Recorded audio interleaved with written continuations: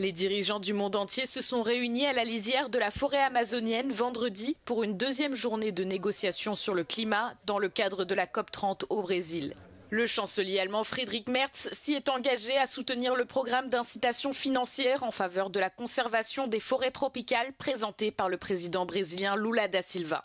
Auf Deutschland ist Verlass. Und es braucht doch eine große gemeinsame globale Kraftanstrengung. Alle Länder mit den ökonomischen Möglichkeiten und hohen Emissionen, und wir gehören dazu, sind dazu aufgefordert, eben dazu beizutragen. Selon le président Lula, 53 pays se seraient déjà engagés en faveur de l'initiative baptisée Tropical Forest Forever Facility. Au total, 5,5 milliards de dollars de promesses ont été recueillies dès le premier jour du sommet. À terme, elle vise à mobiliser des investissements à hauteur de 125 milliards de dollars qui pourront être utilisés pour payer des dizaines de pays en développement afin qu'ils conservent leurs forêts tropicales.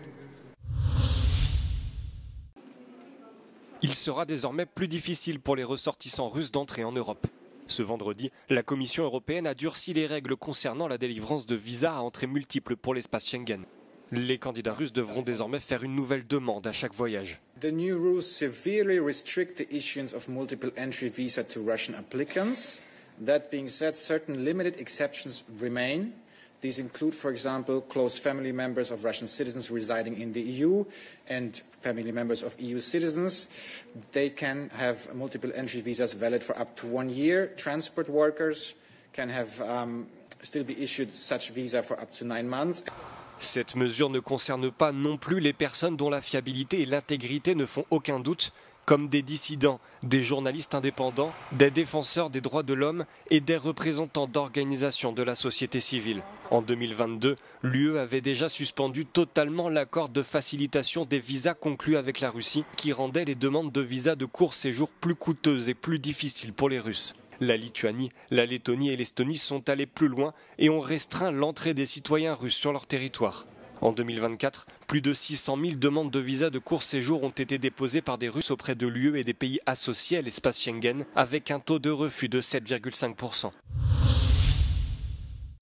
Depuis 3 ans maintenant, des services gynécologiques tenant compte des traumatismes sont disponibles à Budapest pour les femmes sans domicile fixe. Cette spécialité médicale implique une situation d'examen extrêmement vulnérable, même lorsqu'elles présentent des symptômes spécifiques. Ces femmes hésitent à consulter un médecin car nombre d'entre elles ont été victimes d'abus. Selon un rapport, au bout d'1 an passé à la rue, 100% des femmes ont subi un viol.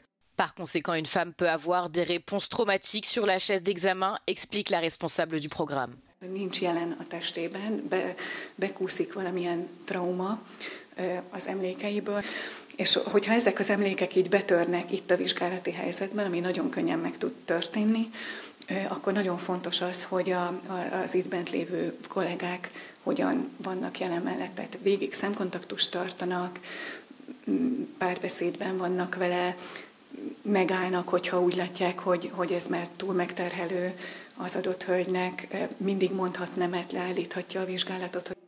La clinique a été financée par la communauté à la suite d'une campagne de collecte de fonds lancée en collaboration avec Budapest Bike Mafia. 2 fois par semaine, cette association lance un Vitamine Commando, le projet le plus ancien et le plus organisé de l'équipe, à 18h avec l'aide de bénévoles. Ils commencent à préparer des sandwichs qui sont ensuite distribués par des cyclistes partout dans la ville.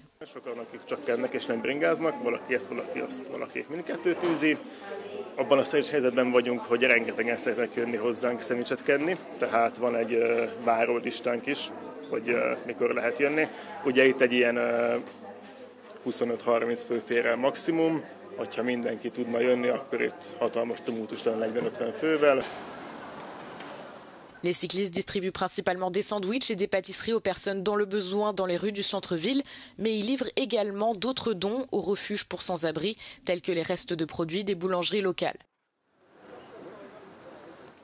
Comme ils le disent, les sans-abri ne sont pas les seuls à attendre de la nourriture.